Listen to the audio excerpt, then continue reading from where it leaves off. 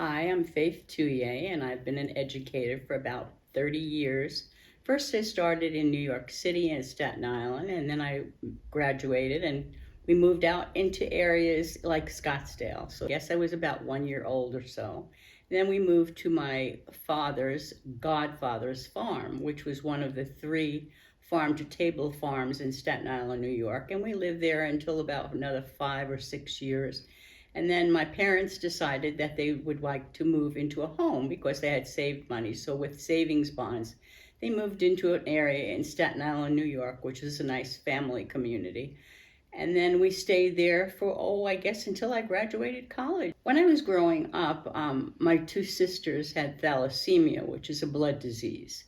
And my one sister passed away when she was 8 years old from thalassemia because they operated on her for a spleen and she had a brain bleed. So that was it, she had passed away. Then my older sister, which was not my older sister, she was 5 years younger than me, also had a thalassemia, and then she passed away when she was 18 years old. So all during that time, we were around a lot of hospitals, medical professionals, and I thought that would be a great career for me to go into. But then when I discussed this with my doctor, he said, no, he says, I feel that, he says, it's not a good career for you, he says, especially with your eczema that you have.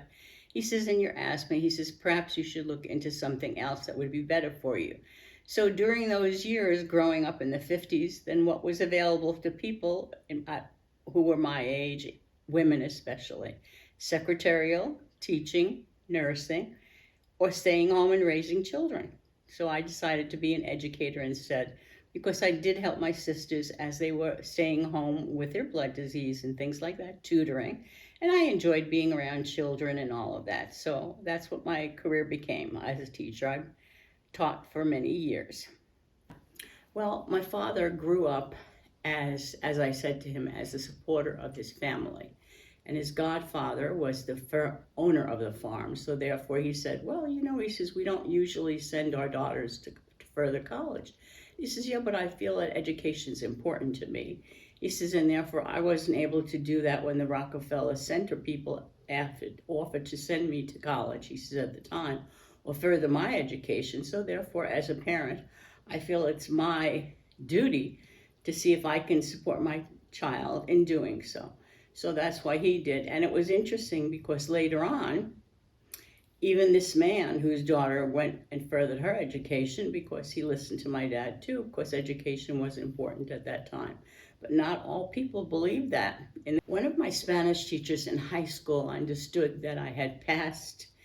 I went and I sat for the SATs, but my SAT scores were lost.